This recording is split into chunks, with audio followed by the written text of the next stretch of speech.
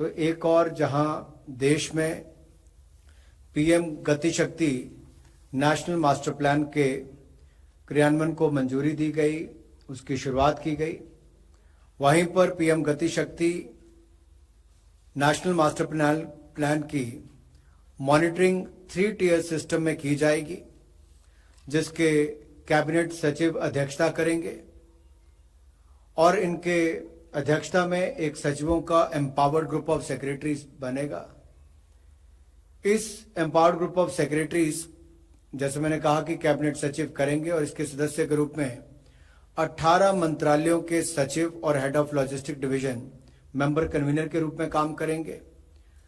विभिन्न मंत्रालयों और विभागों के नेटवर्क योजना प्रभाग के प्रमुखों के प्रतिनिधि के साथ एक multi modal network planning group का गठन किया जाएगा और इस multi modal network planning group को वाणिज्य और उद्योग मंत्रालय के लॉजिस्टिक डिवीजन में स्थित एक टेक्निकल सपोर्ट यूनिट द्वारा सपोर्ट किया जाएगा।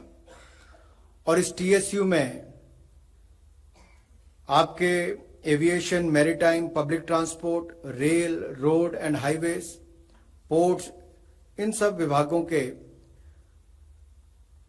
डोमेन एक्सपर्ट रहेंगे और साथ ही साथ सब्जेक्ट मैटर एक्सपर्ट्स हमारे urban and transport planning, structures जो कि रोड, ब्रिज और बिल्डिंग्स के, power, pipeline, GIS, ICT, finance market, PPP, logistic, data analytics वगैरह, उनके सब्जेक्ट मैटर एक्सपर्ट्स भी इसके हिस्सा रहेंगे।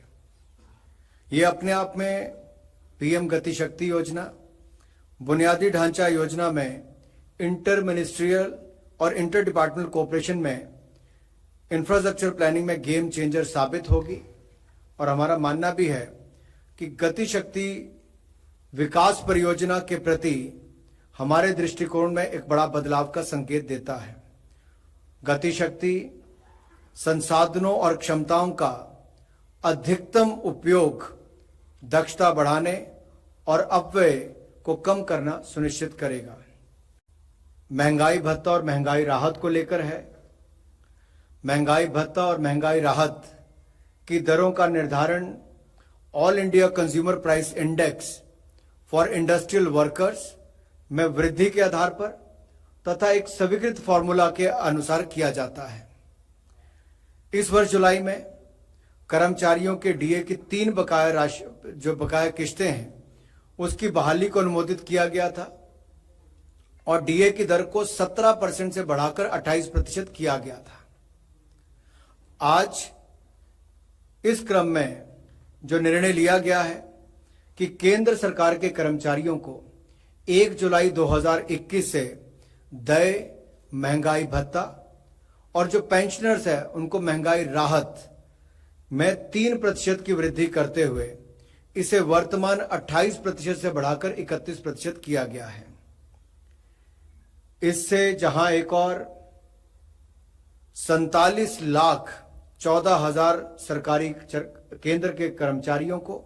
केंद्र सरकार के कर्मचारियों को 47,14,000 केंद्र सरकार के कर्मचारियों को और 68,62,000 पेंशनर्स लाभान्वित होंगे।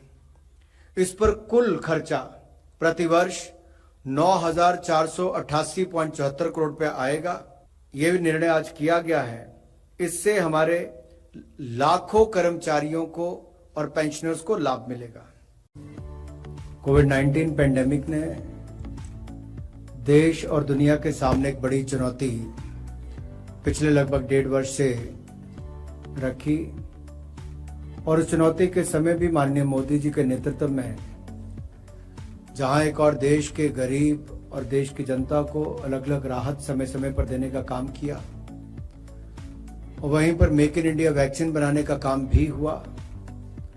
वैक्सीन बनाई भी और लगाने के काम में भी आज एक बड़ी उपलब्धि देश ने हासिल की है।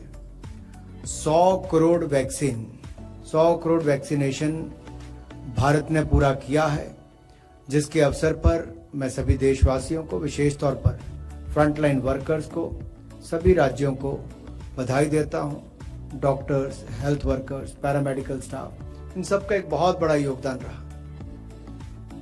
भय और भ्रम की स्थितियां भी पैदा की गई, लेकिन उसके बावजूद भी लोग आगे बढ़कर आए, वैक्सीनेशन करवाया और भारत ने 100 करोड़ वैक्सीनेशन का एक मुकाम हासिल किया है। ये बड़ी उपलब्धि है।